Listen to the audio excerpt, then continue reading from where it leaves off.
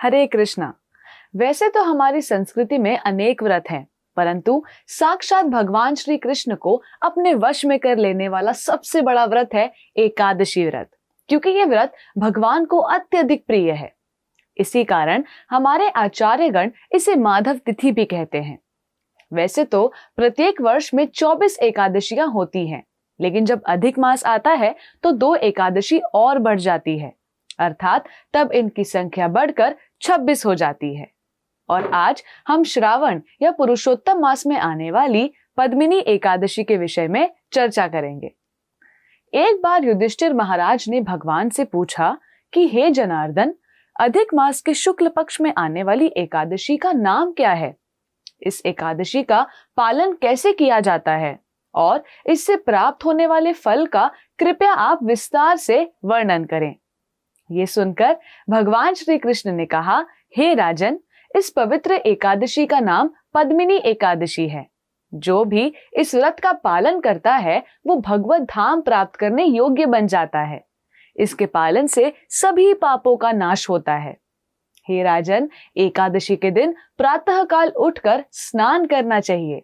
भगवान को चंदन, धूप, दीप, कपूर और जल अर्पण करना चाहिए। भगवान के नाम का जप करना चाहिए और किसी भी प्रकार का प्रजल्प अर्थात व्यर्थ की बातें नहीं करनी चाहिए। दिन भर भगवान के नाम, रूप और गुण का श्रवण पठन करना चाहिए और फिर द्वादशी के दिन वैष्णवों को अथवा योग्य ब्राह्मणों को अन्न दान करके व्रत पूर्ण करना चाहिए। इस प्रकार से व्रत का पालन करने वाले को मुक्ति की प्राप्ति होती है। श्री कृष्ण ने कहा, महाराज युधिष्ठिर, पद्मिनी एकादशी के महात्म्य की कथा बहुत पहले पुलत्स्य ऋषि द्वारा नारद मुनि को बताई गई थी।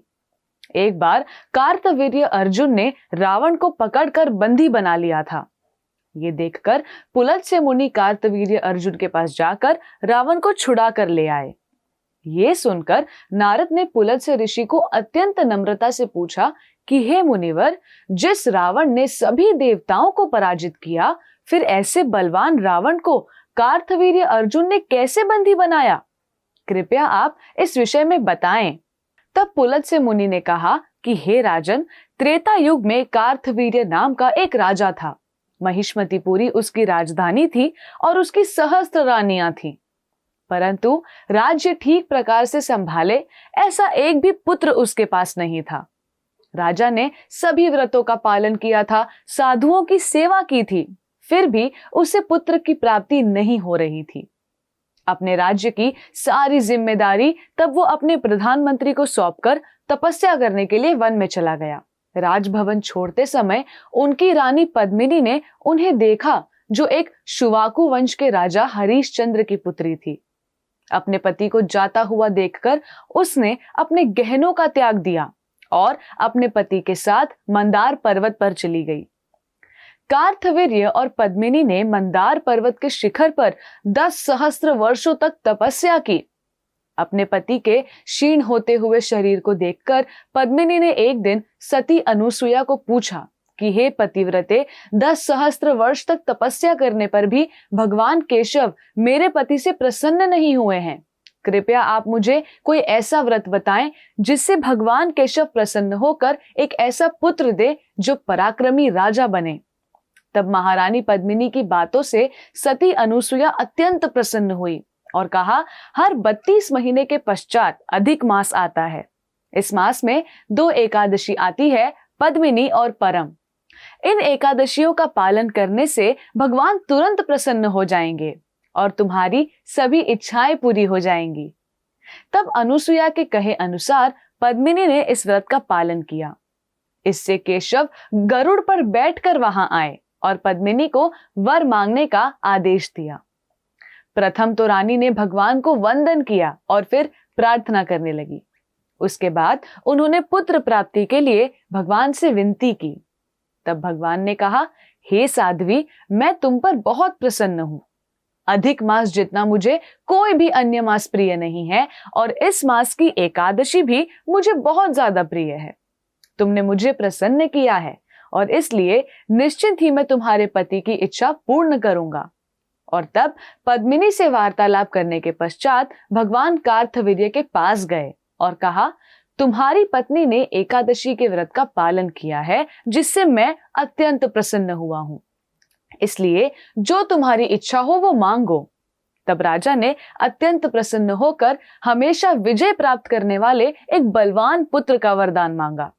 राजा ने कहा कि हे मधुसूदन, देवता, मनुष्य, नाग और राक्षस, इनसे कभी ना पराजित होने वाला पुत्र आप मुझे दीजिए। और तब इस वर को देकर भगवान वहां से अंतर्ध्यान हो गए एवं राजा व रानी भी अपनी राजधानी को वापस लौट आए। थोड़े ही समय के बाद रानी पद्मिनी ने एक अत्यंत पराक्रमी पुत्र को जन्म दिया, जो कार्तवीर्य अर्जुन के नाम से विख्यात हुआ। उसके जैसा पराक्रमी योद्धा दूसरा और कोई भी नहीं था। 10 मुखी रावण को भी उसने पराजित किया था। इस सुंदर कथा को कहकर पुलत्स्य मुनि ने वहां से प्रस्थान किया। भगवान श्री कृष्ण ने आगे कहा कि हे अनग, इस प्रकार मैंने आपको अधिक मास में आने वाली पद्मिनी एकादशी का महात्म्य कहा, और जो कोई भी इसका पालन करता है उसे निश्चिंत ही वैकुंठ की प्राप्ति हो जाती है। तो आइए हम सभी भगवान को सर्वाधिक प्रिय इस अधिक मास में आने वाली पद्मिनी एकादशी का बड़ी निष्ठा से पालन करें, भगवान को प्रसन्न करें, अपने पापों का क्षय करें और जीवन के परम लक्ष्य को प्राप्त करने का प्रयास करें। आप सभी को पद्मिनी एकादशी की हार्दिक शुभकामनाएं। धन्यवाद। हरे कृष्णा। ऐसे ही और भक्तिमय कार्यक्रमों के लिए देखिए हरे कृष्णा टेलीविजन, और इसे प्राप्त करने के लिए आप अपने केबल अथवा DTH ऑपरेटर से संपर्क करें तथा और अधिक जानकारी के लिए आज ही डायल करें 7666 839 839।